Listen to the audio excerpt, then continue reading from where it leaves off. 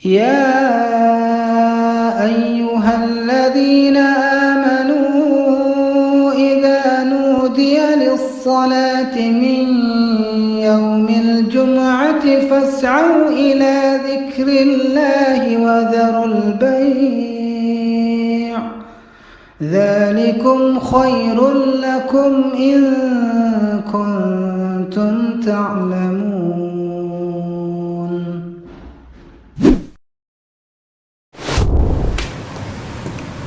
Assalamualaikum warahmatullahi wabarakatuh.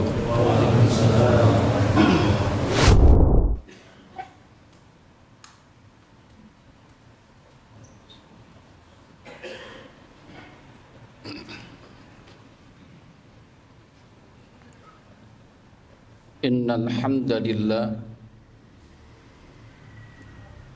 nahmaduhu wa nasta'inuhu wa nastaghfiruh. ونعوذ بالله من شرور أنفسنا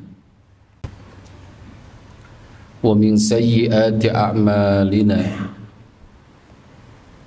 من يهديه الله فلا مضل له ومن يضلله فلا هادي له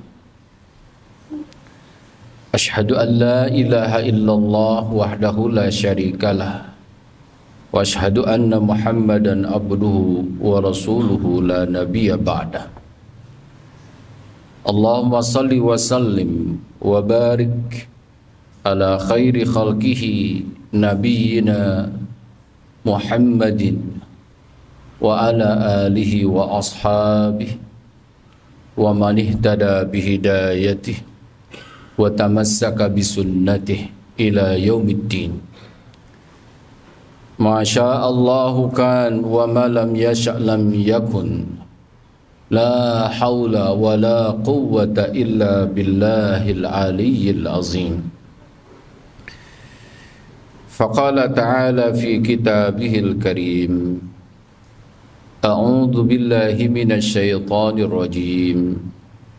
Ya ayyuhalladzina amanu taqullaha haqqa tuqatih ولا تموتن إلا وأنتم مسلمون.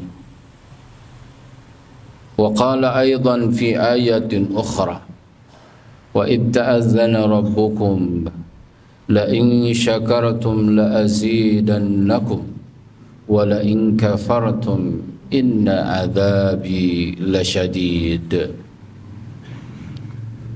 قال رسول الله صلى الله عليه وسلم Taraktu fikum amrayni lan tadillu ma in tamassaktum bihima kitab Allah wa sunnat Rasulillah sallallahu alaihi wasallam. Faya ibadallah usikum wa nafsi bitaqwallah faqad fazal muttaqun. Wa tazawwadu fa inna khairaz zadi taqwa. Wa ba'd. Jemaah sekalian yang dimuliakan Allah Subhanahu wa taala. Alhamdulillah summa alhamdulillah. Kita bersyukur kepada Allah Subhanahu wa taala atas limpahan nikmat yang begitu banyak. Salah satunya tengah kita rasakan, kita dapat melaksanakan rangkaian ibadah Jum'ah. Salawat dan salam semoga terlimpah curah kepada Rasulullah sallallahu alaihi wasallam, kepada keluarganya, kepada sahabatnya, kepada tabi'in, kepada tabi'it tabi'in, dan kepada segenap umatnya yang senantiasa mencontoh apa yang dicontohkan oleh Rasulullah dan senantiasa berjuang dengan nilai-nilai yang diperjuangkan oleh Rasulullah sallallahu alaihi wasallam. Jemaah sekalian yang dimuliakan Allah Subhanahu wa taala, marilah kita rawat, kita jaga ketakwaan kita kepada Allah Subhanahu wa taala. Karena dengan ketakwaan kepada Allah Subhanahu wa taala kita akan dapat menyelesaikan setiap permasalahan kehidupan. Juga dengan takwa inilah kita akan kembali kepada Allah dalam keadaan husnul khatimah. Jemaah sekalian, tema khutbah pada kesempatan kali ini adalah hakikat kemerdekaan dalam perspektif seorang mukmin. Di beberapa masjid, mungkin dalam 1 bulan ini, semuanya mengangkat tentang ekspresi kesyukuran kita atas kemerdekaan negeri ini yang ke-78.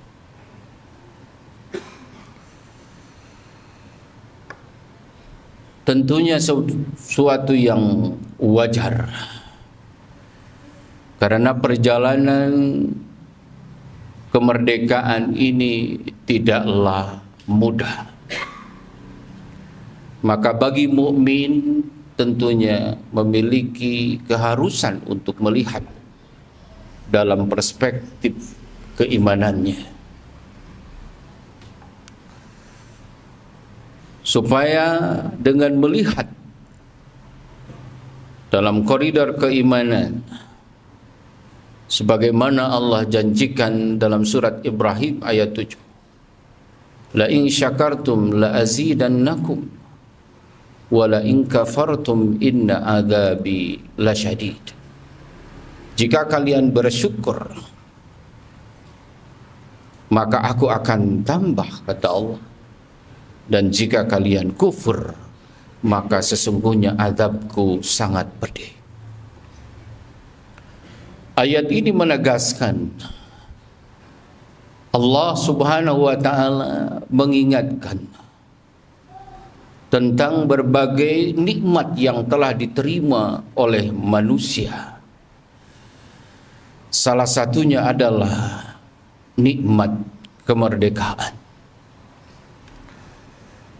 Nikmat kemerdekaan yang kita rasakan, keluarga kita rasakan, anak cucu kita juga merasakan, adalah merupakan perjalanan panjang yang diperjuangkan oleh para pendahulu kita, diperjuangkan oleh para pahlawan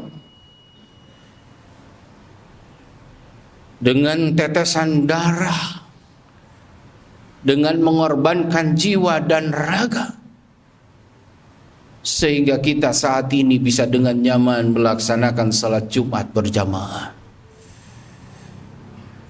Kita bisa pergi kemanapun. Kalau kita melihat perjalanannya, bagaimana secara historis ini penting kita pahami sehingga kita menemukan hakikat dari kemerdekaan itu sendiri, di mana sejarah mencatat bahwa perjalanan bendera merah putih misalnya ini bukan saja pertama kali dikibarkan, namun dikibarkan dari sejak zaman-zaman kerajaan. Zaman kerajaan-kerajaan terdahulu. Kerajaan Majapahit sebagai simbol kerajaannya mengibarkan bendera merah putih. Kerajaan Kediri sebagai simbol kerajaan dan wibawa kerajaannya itu dengan merah putih. Sisingamangaraja 12 ketika berperang melawan Belanda juga mengibarkan bendera merah putih. Juga demikian pada Kongres Pemuda II 28 Oktober 1928, di mana pergerakan para pemuda yang tidak rela sejengkal demi sejengkal negerinya terus dicaplok oleh penjajah, kemudian sebagai bentuk semangatnya mengibarkan bendera merah putih. Namun setelah itu dilarang karena pertimbangan dari penjajah. Kemudian baru dikibarkan kembali pada 7 September 1944 setelah mendapatkan izin dari Jepang. Itu saja sudah cukup bahagia. Kemudian secara resmi 17 Agustus 1945. Rangkaian sejarah bendera berkibar. Kalau kita renungkan, ternyata tidak semudah kita mengibarkannya di depan rumah, di depan kantor kita. Di belakang sana catatan-catatan sejarah begitu berat. Maka pantas Rasulullah mengingatkan kepada kita dalam hadis dari Abi Hurairah, riwayat Ahmad dan Abu Dawud, la yaskurullah man la yaskurun nas. Tidak bersyukur kepada Allah Subhanahu wa taala bagi yang tidak bersyukur kepada manusia. Boleh jadi kita ahli tahajud, boleh jadi kita rajin berjamaah, tetapi ketika kita tidak pandai berterima kasih dengan sesama manusia, la yaskurullah, dia tidak termasuk orang yang bersyukur kepada Allah Subhanahu wa ta'ala. Apa artinya ini? Kita mensyukuri bagaimana pengorbanan para pahlawan.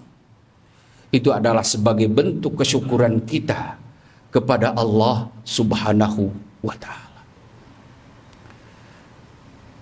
Imam As-Sayyid At-Tantawi menyampaikan dalam tafsirnya Al-Wasit, apa itu syukur?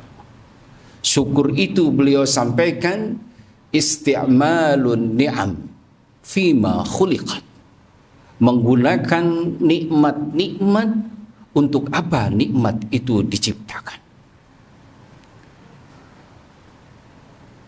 Definisi syukur yang disampaikan oleh beliau sangatlah menjadi titik evaluasi bagi kita. Sudahkah nikmat kemerdekaan, sudahkah nikmat kelapangan hidup ini kita gunakan untuk sebaik-baiknya, mendekatkan diri kepada Allah Subhanahu wa ta'ala? Sudahkah harta yang sudah Allah berikan kepada kita manfaatkan dengan sebaik-baiknya untuk kemanfaatan yang jauh lebih besar lagi? Sudahkah usia kita yang Allah sempatkan sampai 78 tahun, rangkaian dari nikmat kemerdekaan itu, kita manfaatkan dengan sebaik-baiknya? Itu adalah syukur. Memanfaatkan nikmat-nikmat itu fima khuliqat. Untuk apa nikmat itu sudah digunakan? Sementara Syekh Mahmud Abdul Halim Mahmud, beliau mengatakan seseorang baru dikatakan sempurna syukurnya kepada Allah ketika memenuhi 3 syarat. Syarat yang pertama, kata beliau, bahwa orang yang bersyukur kepada Allah menyadari bahwa nikmat yang dirasakannya itu adalah bersumber dari Allah Subhanahu wa ta'ala, bukan atas kegigihan perjuangannya, usahanya, tetapi sesungguhnya atas izin Allah dia mendapatkan makan, atas izin Allah dia mendapatkan pekerjaan, atas pertolongan Allah dia mendapatkan kesehatan. Itu menyadari.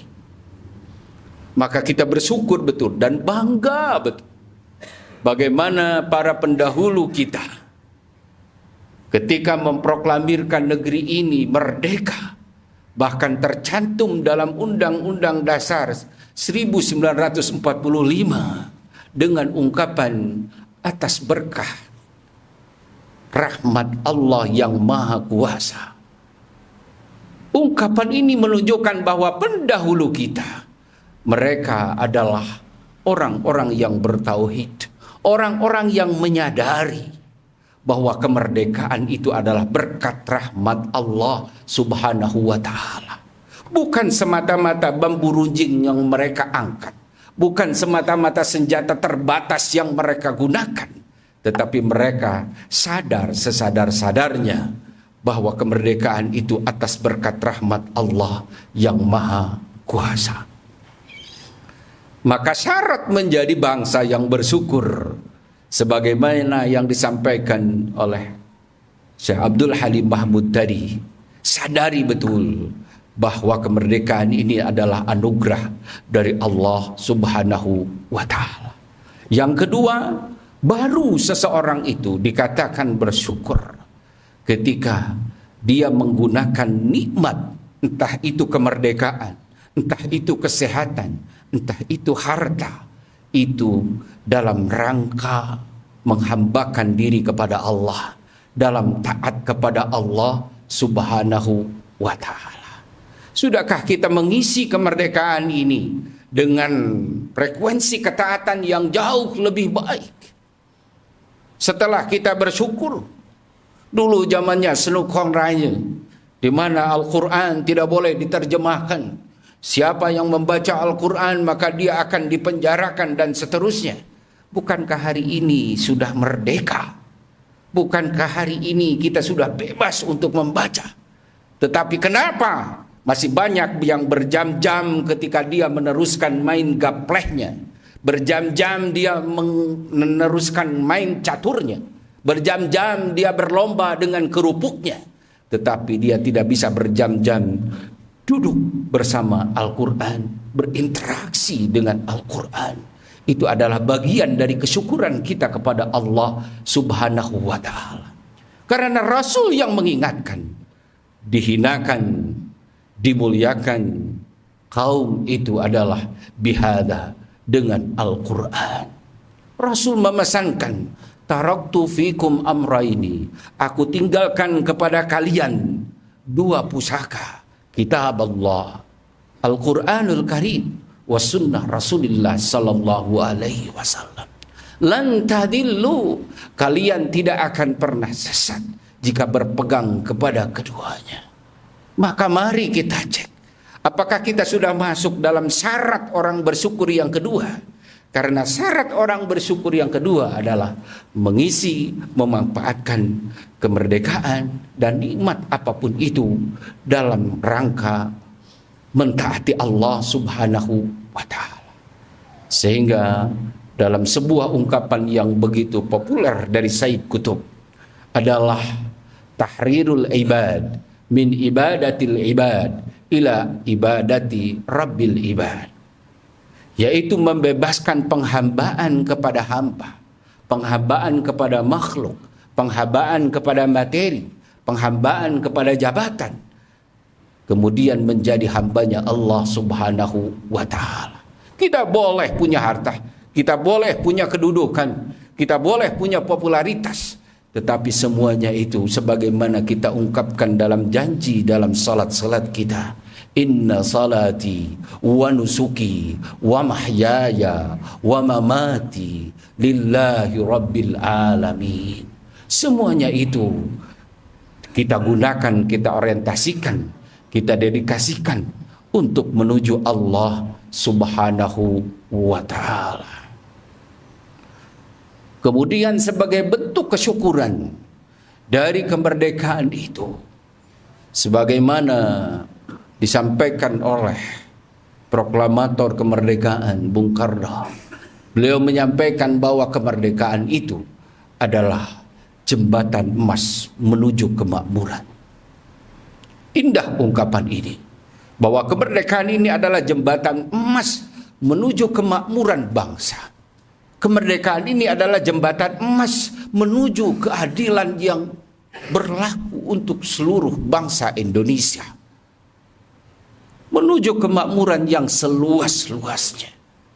Maka setelah di dalam kita mengakhiri salat, assalamualaikum warahmatullah, assalamualaikum warahmatullah, kesejahteraan, keamanan, kanan kiri kita sebagai bentuk syukur kita kepada Allah, pastikan tidak ada tetangga yang kelaparan. Pastikan tidak ada anak tetangga yang tidak bisa melanjutkan pendidikannya. Pastikan tidak ada tetangga yang tidak memiliki pekerjaan sehingga dia tidak bisa menafkahi keluarganya. Itu adalah ibadah sosial. Salat adalah bangunan dari ibadah ritual. Ibadah sosial adalah wujudnya kita peduli terhadap lingkungan. Itu adalah wujud syukur kita terhadap kemerdekaan. Sehingga hakikat seorang mukmin ketika memahami sebuah kemerdekaan adalah ketika dirinya mampu memerdekakan diri, membebaskan diri dari belenggu yang menghalangi kedekatan dia kepada Allah Subhanahu wa ta'ala. Mampu meninggalkan permainan-permainan yang sia-sia, mampu meninggalkan perbuatan-perbuatan yang sia-sia, mampu meninggalkan kebijakan-kebijakan yang sia-sia. Semuanya dikerahkan untuk seluas-luasnya kemanfaatan untuk umat manusia. Barulah itu hakikat merdeka yang sesungguhnya. Ketika tengah malam kita bisa tersungkur dengan penuh syukur kepada Allah Subhanahu wa ta'ala, itulah adalah hakikat merdeka yang sesungguhnya. Kemudian yang terakhir, Syekh menyebutkan bahwa syarat kesempurnaan dari syukur itu adalah senantiasa mengucapkan Alhamdulillahirabbil alamin, senantiasa bertahmid. Sekecil apapun nikmat yang dirasakan, seberapa banyak nikmat yang dirasakan, dia senantiasa akan mengucapkan Alhamdulillahirabbil alamin. Mudah-mudahan dengan memahami siapa kita dan apa hakikat kemerdekaan bagi seorang mukmin, kita lebih dapat mensyukuri dari udara kemerdekaan yang telah Allah anugerahkan ini, dan Allah kiranya tambahkan pintu-pintu keberkahan yang lain karena syukur kita kepada Allah Subhanahu wa ta'ala. Kita jauhi segala bentuk kekufuran akan nikmat itu, karena kekufuran akan nikmat Allah akan melahirkan ketidakbarokahan, akan melahirkan banyak krisis. Na'udzubillah summa na'udzubillah. Barakallahu li wa lakum wa nafa'ani wa iyyakum bima fihi minal ayati wa zikril hakim. Fastaghfirullah innahu huwal ghafurur rahim.